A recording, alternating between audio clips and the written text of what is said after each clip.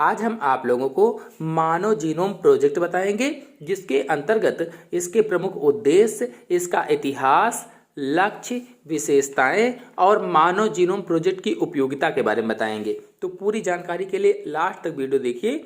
चलिए सबसे पहले जानते हैं कि मानव जीनोम प्रोजेक्ट क्या है। तो यह एक विशाल अंतरराष्ट्रीय परियोजना है। विशाल है इसीलिए इसे मेगा प्रोजेक्ट भी कहा जाता है। चूंकि विशाल अंतरराष्ट्रीय परियोजना है इसलिए इसे मेगा प्रोजेक्ट भी कहते हैं, जिस पर बहुत से देश मिल करके यूएसए के साथ मिल करके कार्य कर रहे हैं।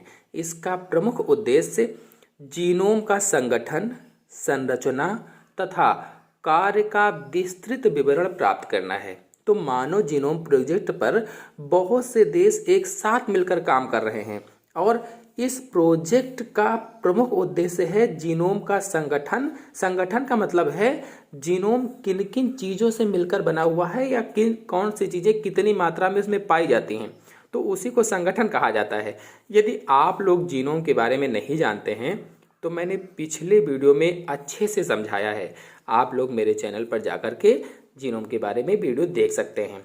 और फिर आगे है संरचना। संरचना का मतलब है मानव जीनोम का स्ट्रक्चर कैसा है, उसकी रचना कैसी है, कैसी बनावट है और उसके कार्य कौन कौन से होते हैं, तथा मानव के सभी 23 जोड़ी गुणसूत्रों में पाए जाने वाले डीएनए न्यूक्लियोटाइड्स के अनुक्रम या सीक्वेंस का निर्धारण करना भी इसी प्रोजेक्ट में शामिल है। हम सभी लोग जानते हैं कि मनुष्य में 23 जोड़ी गुणसूत्र अथवा क्रोमोसोम पाए जाते हैं। 23 जोड़ी मतलब 46 गुणसूत्र पाए जाते हैं और इन गुणसूत्रों पर डीएनए पाए जाते हैं। तो उसी डीएनए के न्यूक्लियोटाइड्स के सीक्वेंस का क्रम का निर्धारण करना भी मानव जीनोम प्रोजेक्ट के अंतर्गत आता है। इसीलिए इस परियोजना या प्रोजेक्ट को international human genome sequencing consortium भी कहा जाता है। तो ये होता कैसे है? तो इसके लिए मनुष्य के गुणसूत्र या क्रोमोसोम पर पाए जाने वाले सभी जीन का कार्य पता किया जाता है। जो गुणसूत्रों पर सभी जीन होते हैं उनका कार्य पता करते हैं कि क्या कार्य होता है, फिर कार्य पता करके संपूर्ण जीव के विषय में जानकारी प्राप्त कर लेते हैं। अब जब कार्य पता हो जाते हैं तो सारे पूरे जीव के बारे में जानकारी मिल जाती है। तो कुल मिलाकर के देखा जाए तो मानव जीनोम प्रोजेक्ट के अंतर्गत मनुष्य के जीनोम के बारे में पूरी जानकारी प्राप्त करना है, ताकि जो जेनेटिक रोग हो जाते हैं, जो आनुवंशिक बीमारियां होती हैं, उनका ठीक से इलाज किया जा सके। चलिए अब मानव जीनोम प्रोजेक्ट के कुछ प्रमुख उद्देश्यों को समझ लेते हैं, जिसमें से पहला है इस प्रोजेक्ट में वैज्ञानिकों को 3 × 10⁹ बेस पेयर्स का अनुक्रम निर्धारित करना है।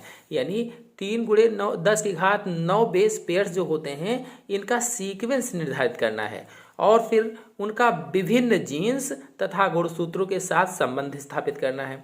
उनका जीन्स और गुणसूत्रों के साथ में, क्रोमोसोम के साथ में क्या संबंध है, ये सारा डिटेल जानना है, स्थापित करना है। फिर दूसरा है विभिन्न जीन्स व शारीरिक लक्षणों में परस्पर संबंध स्थापित करना और जो विभिन्न प्रकार के जीन्स होते हैं उनमें और शरीर के जो लक्षण हैं उनका जीन्स के साथ क्या संबंध है, ये निर्धारित करना है। और फिर अगला है उपयुक्त सभी सूचनाओं को इस प्रकार संचित करना कि आवश्यकता अनुसार उन्हें सरलता से प्राप्त किया जा सके और इन सभी सूचनाओं को एक अच्छी तरह से उसको संचित करके रखना, इकट्ठा करके रखना कि जब कभी ज़रूरत पड़े तो उसका प्रयोग किया जा सके। फिर आते हैं मानव जीनोम प्रोजेक्ट के इतिहास पर, history of human genome project पर। सन 1983 में फ्रांस के वैज्ञानिक नील डासट ने मानव जीनोम परियोजना या प्रोजेक्ट के विषय में सोचा। वह ह्यूमन ल्यूकोसाइट एंटीजन सिस्टम पर कार्य कर रहे थे, यानी इस पर परीक्षण कर रहे थे। इस कार्य में मुख्यतः अंग प्रत्यारोपण के बारे में सहायता मिली।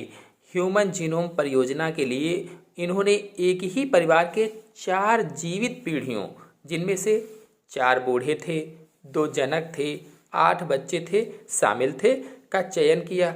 इस प्रकार से एक पीढ़ी में ज्ञात किसी खास बीमारी के जीन भी मालूम किए जा सकते हैं तथा उनकी संलग्नता का विश्लेषण भी आसानी से किया जा सकता है। मतलब कि जो पहली पीढ़ी थी उस पीढ़ी में खास बीमारियां कौन कौन सी होती थीं, उन बीमारियों का पता करके उनके बच्चों में वो बीमारियां होंगी कि नहीं होंगी, और होंगी तो उनको कैसे दूर किया जाए, उनका लिंकेज कैसे है, इन सब के बारे में जानकारी वहाँ से प्राप्त किया जा सकता है।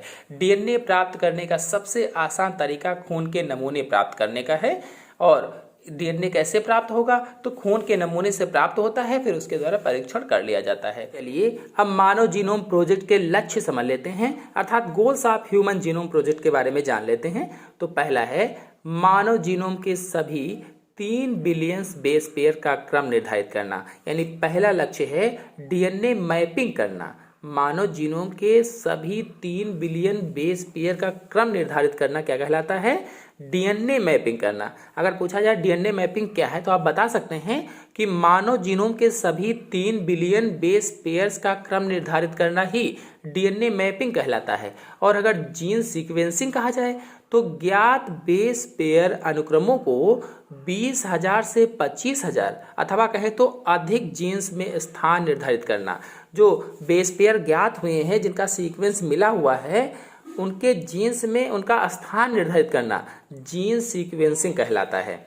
और फिर अगर जीन मैपिंग कहा जाए तो ईस्ट कृत्रिम गुणसूत्रों तथा बैक्टीरियल कृत्रिम गुणसूत्रों, जो ईस्ट है उसके कृत्रिम गुणसूत्रों और बैक्टीरियल कृत्रिम गुणसूत्रों में मानव डीएनए खंडों की क्लोनिंग करके मानव जीनोम के मैप तैयार करना, यानी मानव डीएनए खंडों की क्लोनिंग करके मानव जीनोम के मैप तैयार करना क्या कहलाता है, जीन मैपिंग कहलाता है। तो 3 परिभाषाएं हुई, डीएनए मैपिंग, जीन सीक्वेंसिंग और जीन मैपिंग। अब आते हैं अगले लक्ष्य पर।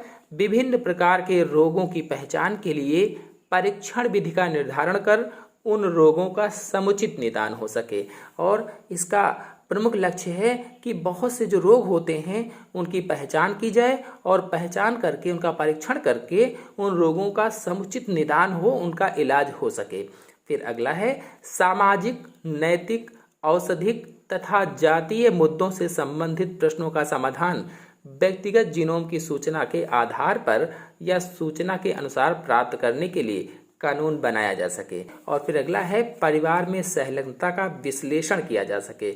और परिवार जो है, एक परिवार जैसे कोई है, उसमें कौन सी बीमारी किसको है, उसके क्या कौन कौन से लक्षण आए हुए हैं, कौन कौन से गुण आए हुए हैं, कौन कौन सी बीमारी आई हुई, तो लिंकेज क्या है उनका, तो परिवार में सहलग्नता के विश्लेषण किया जा सके। लिंकेज पर अगर आप लोग वीडियो देखना चाहते हैं तो मेरे चैनल में अपलोडेड है, आप लोग जाकर के देख सकते हैं।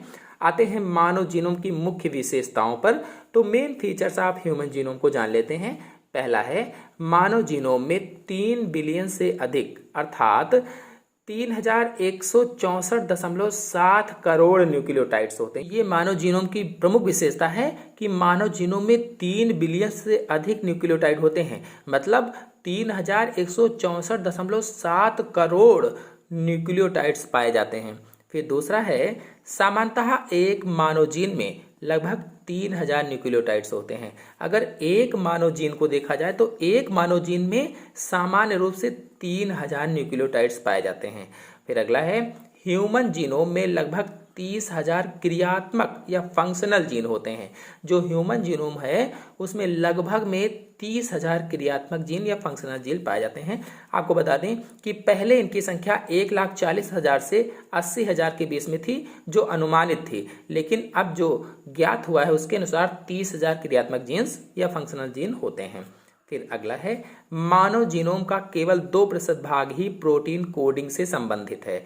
जो मानव जीनोम का 2% भाग है उसे वही केवल प्रोटीन कोडिंग से संबंधित है। यदि आप लोग कोडिंग और नॉन कोडिंग पर वीडियो देखना चाहते हैं तो मेरे चैनल में फुल वीडियो अपलोडेड है, आप लोग जाकर के देख सकते हैं। फिर आते हैं मानव जीनोम प्रोजेक्ट की उपयोगिता पर, अर्थात applications of human genome project पर। तो पहला है किसी मनुष्य या मानव समूह की आनुवंशिक वंशावली को निर्धारित किया जा सकता है।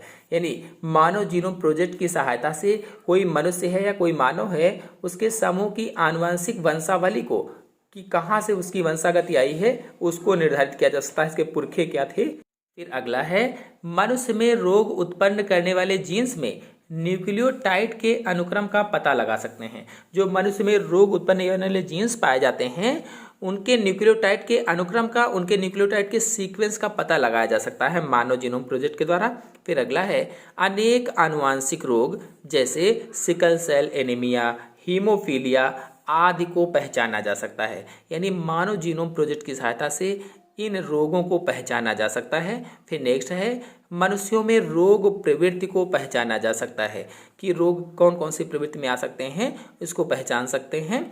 फिर अगला है आनुवांशिक प्रवृत्ति के अनुरूप प्रत्येक व्यक्ति के लिए कस्टम ड्रग्स बनाई जा सकती है। तो किस मनुष्य में कौन से आनुवांशिक रोग हैं, इनका इससे पता लगेगा, जिसकी सहायता से खास उस व्यक्ति के लिए उसके लिए दवा अलग से बनाई जा सकती है जिससे वो ठीक हो जाएगा। फिर अगला है जीन थेरेपी विधि द्वारा आनुवांशिक रोगों का उपचार किया जा सकता है। और मानव जीनोम प्रोजेक्ट के अंतर्गत जीन थेरेपी विधि के द्वारा आनुवांशिक रोगों का पूरी तरह से उपचार किया जा सकता है। जो माता पिता के रोग होते हैं, बच्चों में आ जाते हैं, उनका इलाज किया जा सकता है। फिर अगला है हत्या अथवा बलात्कार के अपराधियों को घटना स्थल से प्राप्त रुधिर के धब्बों या सीमेन की मदद से पहचाना जा सकता है। जो हत्याएं होती हैं, जो बलात्कार होते हैं, ये जो अपराधी इस तरीके के पाए जाते हैं, घटना स्थल से ही अगर हत्या किया है तो रुधिर की सहायता से, बलात्कार किया है तो वीर या सीमेन की मदद से उनको पहचाना जा सकता है। इस विधि को डीएनए फिंगरप्रिंटिंग कहा जाता है। यानी कैसे पहचानेंगे, तो डीएनए फिंगरप्रिंटिंग के द्वारा। इस पर वीडियो में आगे आने वाले वीडियो में बनाऊंगा डीएनए फिंगरप्रिंटिंग क्या है, आप लोग देखिएगा। फिर अगला है विवादग्रस्त वल्दियत का समाधान निकाला जा सकता है। जो विवादग्रस्त वल्दियत होती है, लोग लिख देते हैं कि ये हाँ इनको मैंने दे दिया, ये हमारे लड़के हैं, ये है वो है, तो इसके मानव जीनोम प्रोजेक्ट की सहायता से इसका भी समाधान निकाला जा सकता है कि इनका हक है कि नहीं है इस वल्दियत पर। फिर अगला है अंग प्रत्यारोपण को असफल होने से रोकने के लिए अंग प्रत्यारोपण में दाता व प्राप्तांक यानी डोनर और रिसेप्टर के अंगों का मिलान किया जा सकता है। अगर मानव जीनोम प्रोजेक्ट सफल हो गया तो अंग प्रत्यारोपण में असफल होने से रोकने के लिए जो लोग अंग का प्रत्यारोपण करते हैं, नहीं एक अंग की जगह पर दूसरे अंग को लगाते हैं, जैसे किडनी खराब हो गई तो दूसरे की किडनी लगाना है, तो इसको अंग प्रत्यारोपण कहा जाता है। तो अंग प्रत्यारोपण को असफल होने से रोकने के लिए कभी कभी क्या होता है, जब लगाने के समय असफल हो जाते हैं, डॉक्टर लोग कामयाब नहीं हो पाते हैं, मर जाता है व्यक्ति, तो ऐसा ना हो इसके लिए अंग प्रत्यारोपण में दाता और प्राप्तांक जो दे रहा है और जो ले रहा है उसके अंगों का मिलान किया जा सकता है।